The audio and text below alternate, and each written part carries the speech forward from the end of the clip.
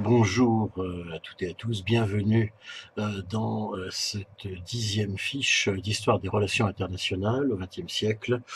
Aujourd'hui, nous abordons le dernier volet concernant donc un chapitre intitulé Vers de nouvelles relations internationales 1990-2001. Alors, ce chapitre, donc, ça se divise en trois parties. On va voir un peu de ce que caractérise, comment se caractérisent les relations internationales finalement de nos jours. Hein. On a vu, je vous le rappelle, euh, ce qu'elles étaient avant la guerre de 14. On a vu comment elles évoluent dans les années 20, comment ensuite elles vont comment dire, encore évoluer sous le coup des totalitarismes dans les années 30, leur évolution, ce qu'elles sont pendant la guerre froide, hein, avec plusieurs moments différents qu'on a vus. Et puis là, bah, c'est ces fameuses relations internationales telles qu'elles vont être et naître à partir de 2000, du début du XXIe siècle, sachant que celui-ci est marqué par ces terribles attentats du 11 septembre 2001, dont on retient la date comme début hein, vraiment du XXIe siècle. On verra donc dans cette partie toute la période de transition en fait, hein, avec les grands moments de la victoire de la comment dire, de la fin de la guerre froide. Hein. Les États-Unis gagnent ce conflit et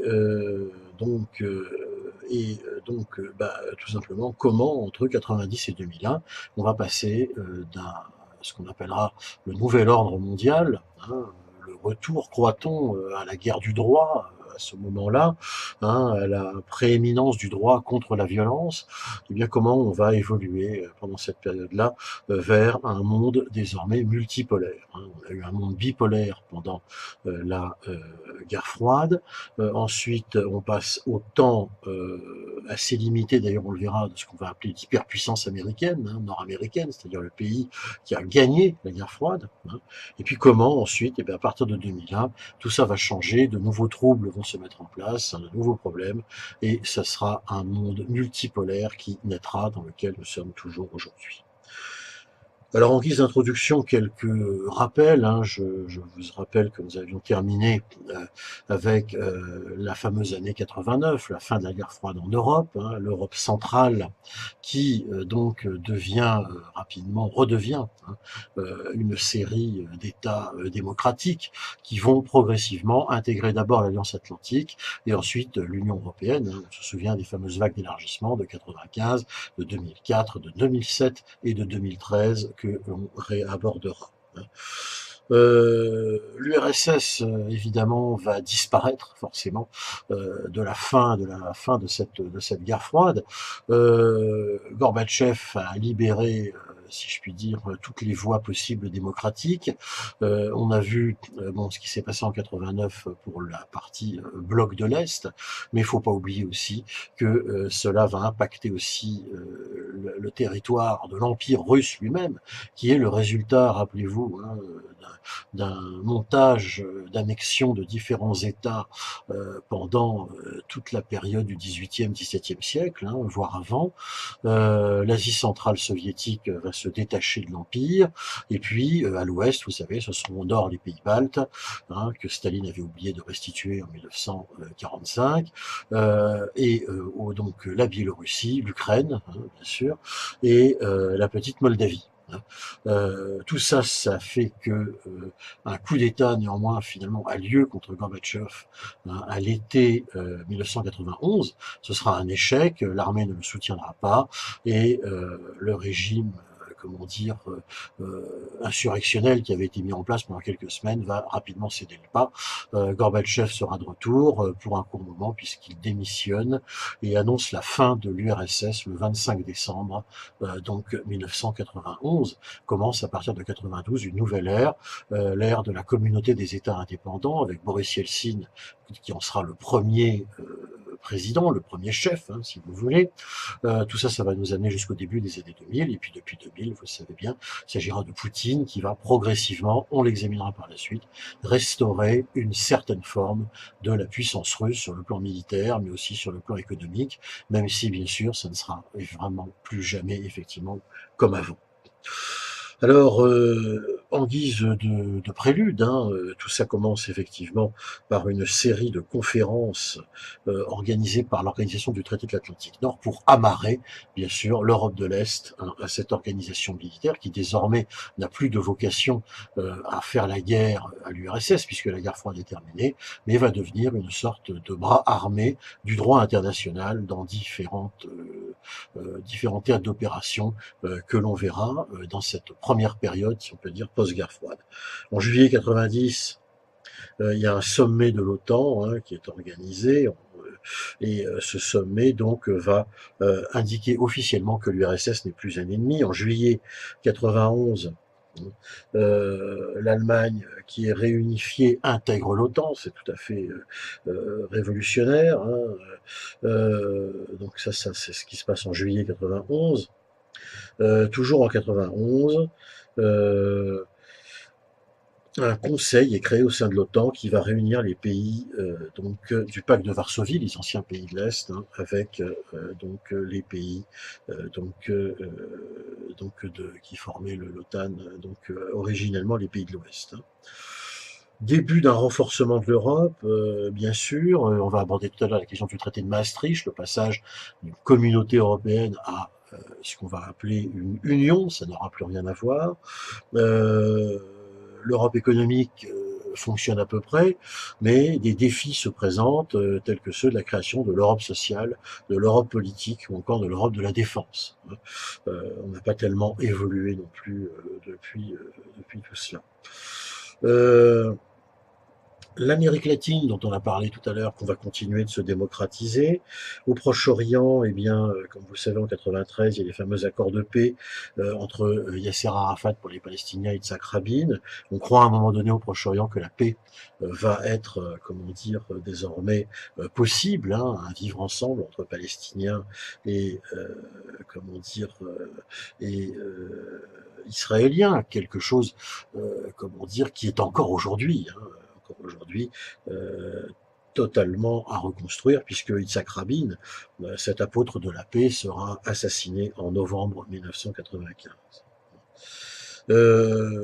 Cette période aussi est relativement euphorique aussi parce que c'est en Afrique du Sud notamment, que l'état d'apartheid, ce système raciste, est liquidé, tant et si bien que le 11 février 90, le grand leader anti-apartheid africain, sud-africain, Nelson Mandela est libre, il deviendra président de l'Afrique du Sud de 94 à 99, bien sûr.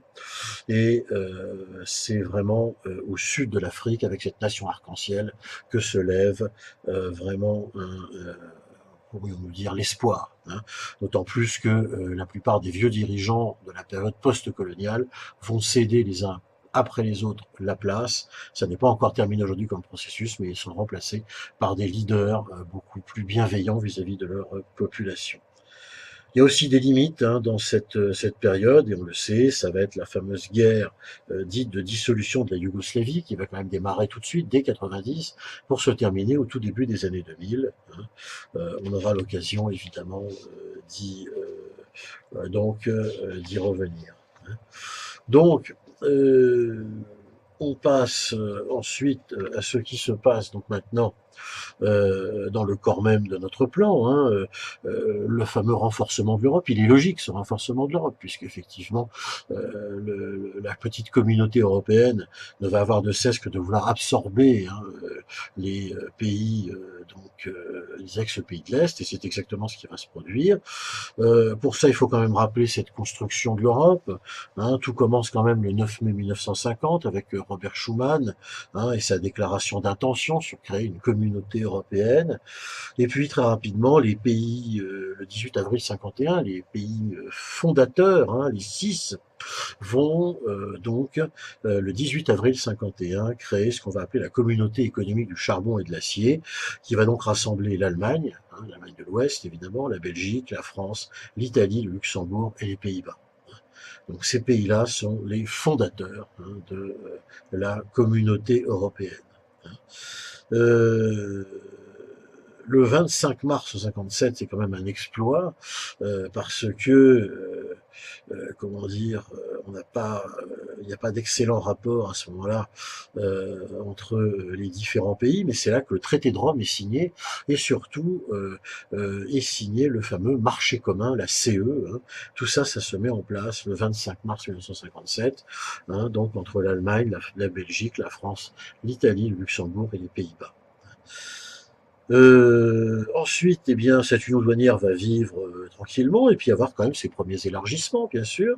Hein, les élargissements, c'est quoi hein. Je vous rappelle que pour un pays puisse être membre de l'Union européenne, bon, il faut déjà qu'il soit quand même européen, et puis surtout qu'il serve des valeurs, comment dire, des droits de l'homme, hein, démocratie, bien sûr, libre arbitre, bon, enfin, etc., etc.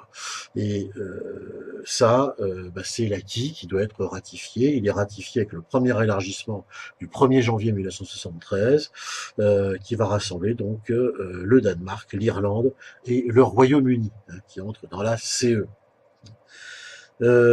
Ensuite, ça continue, ce sera le tour de la Grèce en 81, de l'Espagne en 86, hein, et puis on va passer progressivement à ce qu'on va appeler l'acte unique européen, hein, le marché unique hein, qui se met en place, et tout ça va s'accélérer à partir de 89 parce que il y a la chute du mur de Berlin. Hein, mais donc, on va désormais avoir une Europe qui potentiellement peut redevenir, hein, si elle le souhaite, en tout cas, une puissance, une moyenne puissance, disons-le, hein, dans le monde multipolaire qui est encore à naître. Hein. Ensuite, 95, c'est le premier élargissement qui va faire entrer, l'élargissement à l'Est, je veux dire, qui fera entrer quand même l'Autriche. Hein. Donc, c'est important. Le 26 mars 97, c'est les accords de Schengen, c'est-à-dire la fin du contrôle aux frontières. Ça, c'est très important parce que ces accords de Schengen sont aujourd'hui, vous le savez, suite à la crise migratoire qui traverse l'Europe, particulièrement remis en cause. Hein. Ensuite, en janvier 99, les 11 pays fondateurs hein, adoptent l'euro, hein, le taux de change avec leur monnaie devenant irrévocablement fixe et leur politique monétaire étant confiée à la Banque centrale européenne, hein, une institution fédérale qui siège à Francfort. Alors, cette monnaie unique va entrer en vigueur hein, concrètement dans nos poches le 1er janvier 2002, hein, avec les pièces et les billets en euros. Hein. Et ensuite suivent les fameux élargissements à l'Est. On a vu le cas de l'Autriche, qui était un petit pays neutre, je vous rappelle, depuis 1955, en échange du départ des soviétiques hein, qui occupaient une partie de Vienne. Donc ces élargissements, le traité constitutionnel dont on va parler dans un instant va être compris entre deux. Hein. En 2002, il y a l'introduction de l'euro. En 2004, c'est le premier élargissement à l'Est, hein, Hongrie, Pologne, etc. Et en 2007, c'est le second, hein, Roumanie, Bulgarie. Entre les deux, il y a évidemment le coup d'arrêt, ce que moi j'ai appelé le coup d'arrêt à la construction européenne, hein, c'est-à-dire le 29 mai 2005, date à laquelle, pour la France, avec 54,58% de votes négatifs, les Français rejettent le traité constitutionnel, suivi de peu le 1er juin 2005, hein, par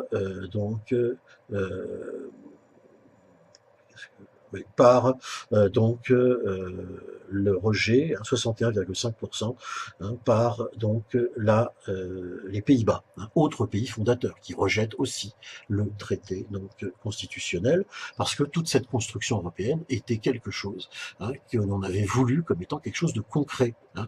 C'est-à-dire, on part effectivement d'une communauté européenne, hein, d'une union douanière améliorée, si vous voulez.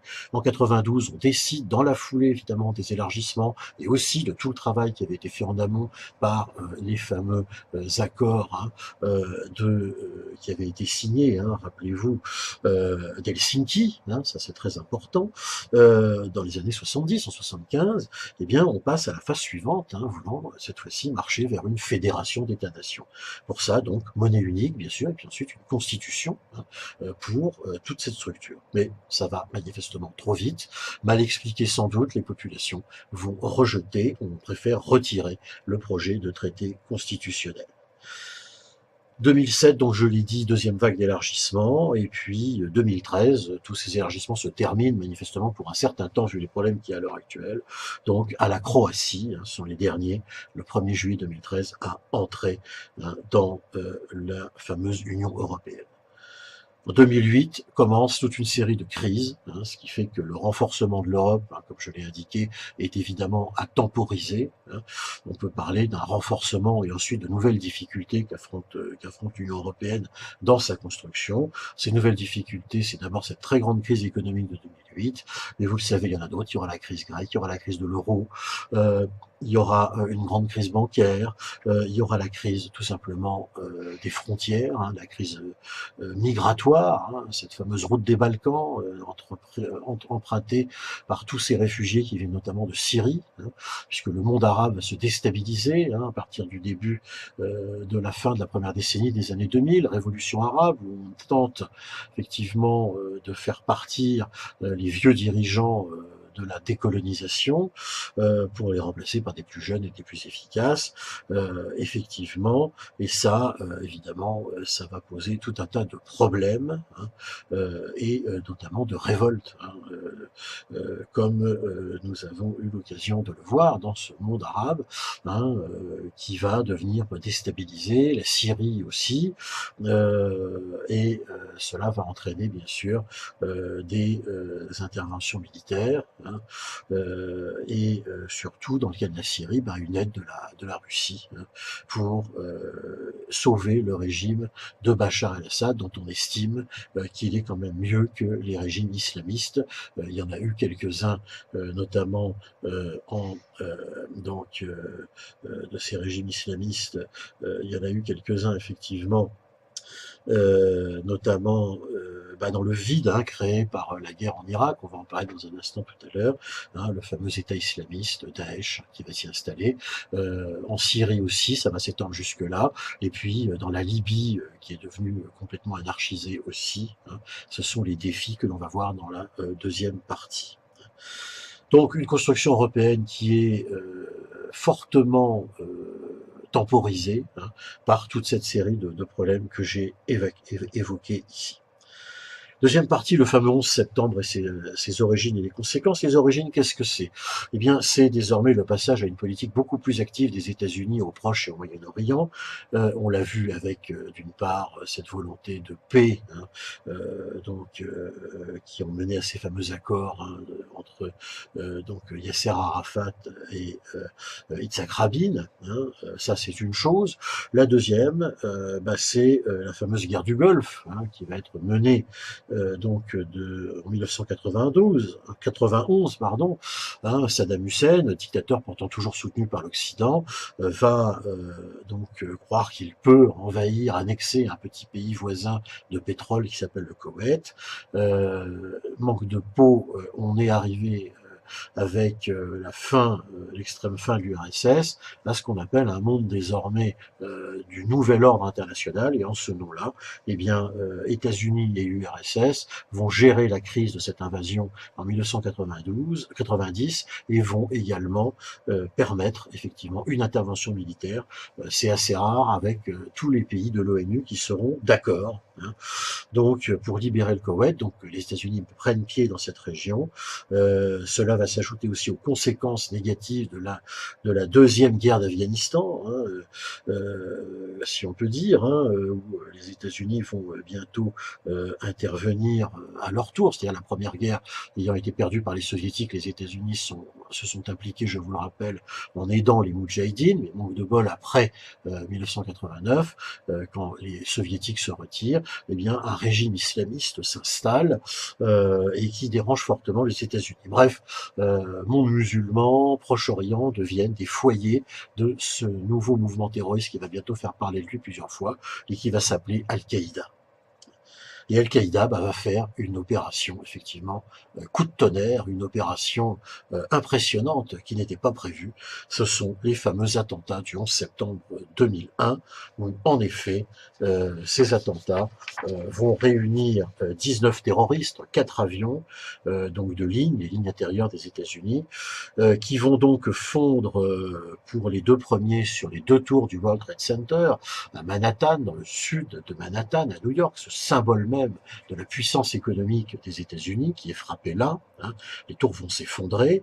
Un troisième de ces avions va aller se cracher sur le grand symbole militaire de la puissance nord-américaine, qui est le Pentagone. Là aussi, personne ne s'y attendait. 2973 morts en tout. C'est tout à fait considérable, le choc est gigantesque, notamment pour le nouveau président George W. Bush, le fils de Bush, le vice-président et ensuite premier président de la famille Bush à l'époque de Reagan, juste après Reagan. Et tout cela, bien sûr, va avoir un profond impact dans l'opinion publique nord-américaine, états-unienne et dans le monde entier, parce que c'est la première fois depuis Pearl Harbor qu'une telle opération meurtrière est menée sur le territoire des États-Unis, et qui plus est sur 2 sanctuaires, le sanctuaire militaire qui est le Pentagone, et le sanctuaire économique qui est New York. Donc bien sûr, tout cela va déstabiliser ce fameux monde de la guerre du droit, de nouveau, ce fameux monde où on pensait que désormais le nouvel ordre international, né dans les années 90, allait un peu être une restauration de celui des années 20. Ben non, désormais, une nouvelle menace, la menace du terrorisme islamiste s'installe partout. Ça va devenir un enjeu majeur et le nouveau président américain va devoir réagir et sa réaction ne va pas se faire attendre puisque cela va déclencher 2 guerres d'une part et ensuite un vaste plan qu'on va appeler le Grand Moyen-Orient, dont je vous parlerai rapidement, un plan visant en gros à installer la démocratie partout dans ces pays-là, qui ne sera pas vraiment repris par le successeur de Bush, Obama, mais qui sera néanmoins dont on retrouvera quand même les grands axes, notamment dans les fameuses révolutions arabes des années 2010 et jusqu'à nos jours. Donc, l'impact est très grand de ces attentats du 11 septembre, je n'y reviens pas. 2 guerres. La première, c'est la guerre d'Afghanistan, parce qu'on a tout de suite désigné que Ben Laden, l'auteur revendiqué des fameux attentats menés par Al-Qaïda à New York et au Pentagone, eh bien Ben Laden donc se cacherait dans les zones tribales entre l'Afghanistan et le Pakistan pourtant allié des États-Unis, rappelez-vous. Eh bien donc c'est là que les États-Unis vont donc prendre la suite, si je puis dire, via l'OTAN des soviétiques. Le même phénomène va se produire, c'est-à-dire qu'il y aura un contrôle en effet des grandes villes, effectivement, mais comment dire les montagnes vont rester bien évidemment donc aux mains des fameux talibans, de ces islamistes, donc de ces islamistes donc de l'Afghanistan. Ce qui va faire que eh bien cette guerre, à l'heure actuelle, la situation de l'Afghanistan n'est pas stabilisée. Un gouvernement effectivement des anti-islamistes est au pouvoir, mais il est protégé par les Occidentaux, parce que sinon, eh bien, on pourrait craindre en effet qu'il soit renversé. Cette guerre qui commence le 7 octobre 2001 n'est toujours pas terminée à l'heure actuelle, je le précise, et même il y a des menaces effectivement sur ce gouvernement provisoire. La deuxième de ces guerres, bien sûr, c'est la suite un peu de la guerre du Golfe dont on a parlé tout à l'heure. C'est la guerre d'Irak, le 20 mars 2003. Donc là, il s'agit d'une opération unilatérale des États-Unis qui, durant cette période, ne veulent plus du tout tenir compte de la vie de leurs alliés, puisque autant l'Afghanistan est plus ou moins une guerre légale, entre guillemets, car l'OTAN y participe, que la guerre d'Irak est vraiment l'opération unilatérale décidée par Bush et son équipe, dès le 20 mars 2003.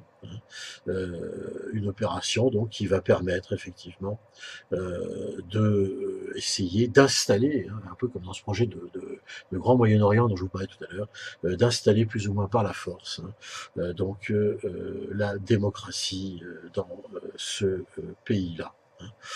Le troisième aspect, donc, c'est le fameux projet de Grand Proche-Orient, hein.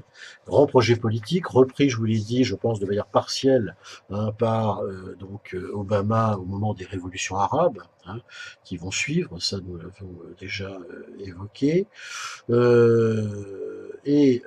Ce grand projet de Grand Proche-Orient, de Grand Moyen-Orient, va regrouper jusqu'à 27 États, dont l'Égypte, l'Irak, le Liban, le Koweït, l'Algérie, les Émirats, l'Afghanistan, la Turquie, Israël aussi, je passe les détails.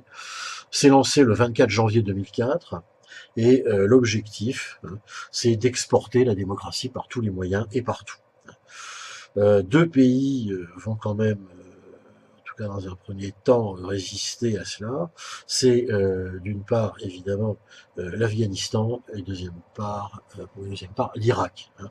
L'Afghanistan, car c'est une société extrêmement conservatrice, c'est là que vient la mode, effectivement, de porter une burqa, hein, c'est-à-dire ce vêtement où on ne voit absolument plus rien. Hein. Tout ça est, comment dire, un choc des civilisations finalement, un choc des civilisations puisque c'est ce qui sera retenu comme tel, hein, notamment par un certain nombre de théoriciens du 11 septembre et de ce monde désormais fractalisé et multipolaire qui va donc apparaître, hein, puisque ce sera en fait une vaste et grande guerre, hein, du monde occidental contre les islamistes. Et comme vous le savez, les attentats récents en France, hein, que ce soit Charlie Hebdo, que ce soit le 13 novembre, sont là pour prouver, bien sûr, que désormais cette menace terroriste ne concerne plus que les États-Unis, hein, ou que l'Europe, elle est complètement désormais devenue planétaire. Voilà donc comment les choses évoluent, et en guise de conclusion, hein, nous accordons ici la troisième et dernière partie, hein, de cette dernière fiche. Eh bien, on peut esquisser effectivement les 6 points principaux, hein, si vous voulez, de ce que sont devenues nos relations internationales de 1914. Elles ont bien changé. Il y a désormais environ 6 grands enjeux. On peut en ajouter, c'est une liste qui est assez ouverte, hein. Ces grands enjeux étant les suivants. Hein.